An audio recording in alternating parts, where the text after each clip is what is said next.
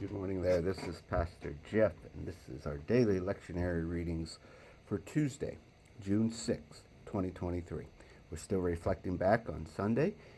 Psalm 29 is still our psalm reading, and we're continuing our stories from yesterday.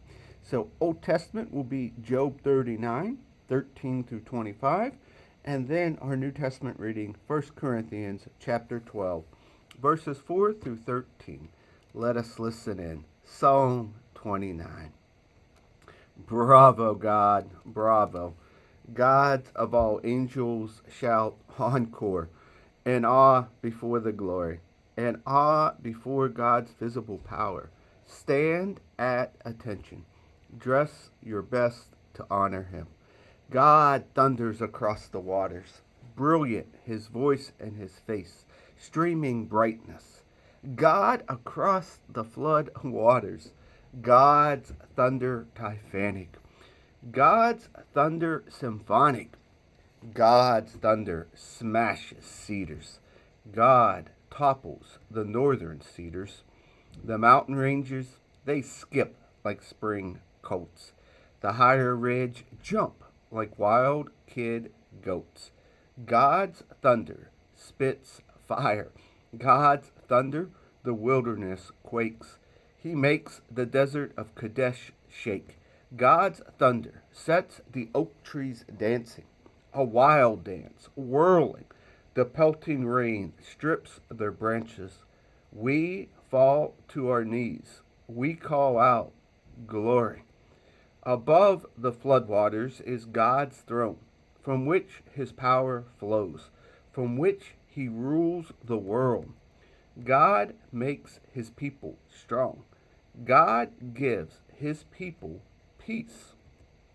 Our Old Testament reading comes from Job 19, 13 through 25, carrying on the conversation from yesterday. The ostrich flaps her wings futilely, and those beautiful feathers, but useless.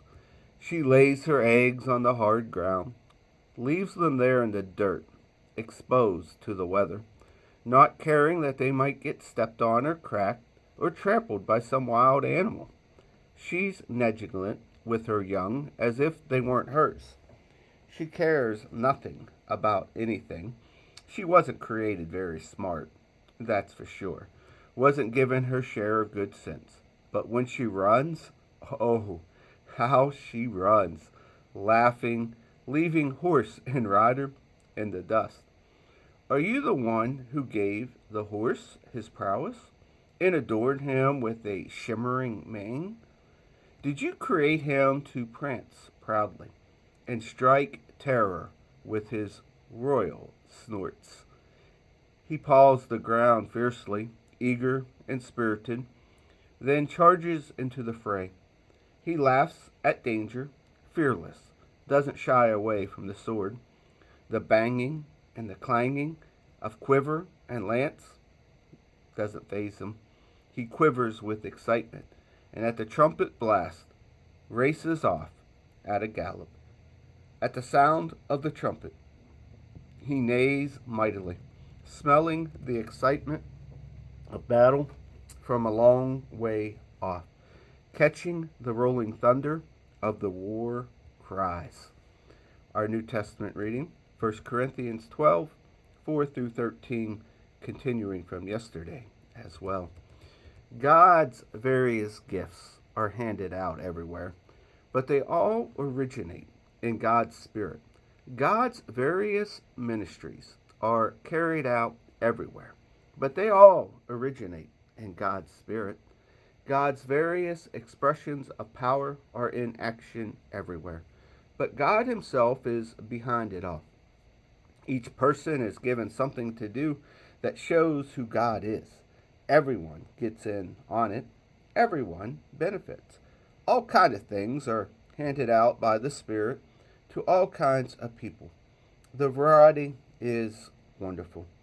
Wise counsel, clear understanding, simple trust, healing the sick, miraculous acts, proclamation, distinguishing between spirits, tongues, interpretation of tongues. All these gifts have a common origin, but are handed out one by one Spirit of God. He decides who gets what and when. You can easily enough see how this kind of thing works by looking no further than your own body. Your body has many parts, limbs, organs, cells, but no matter how many parts you can name, you're still one body. It's exactly the same with Christ.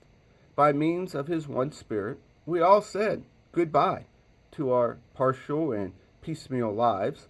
We each used to independently call our own shots, but then we entered into a large and integrated life in which he has the final say in everything. This is what we proclaimed in word and action when we were baptized. Each of us is now part of this resurrection body, refreshed and sustained at one fountain, his Spirit, where we all come to drink. The old labels we once used to identify ourselves, labels like Jew or Greek, slave or free, are no longer useful. We need something larger, more comprehensive. And here ends our readings for the day.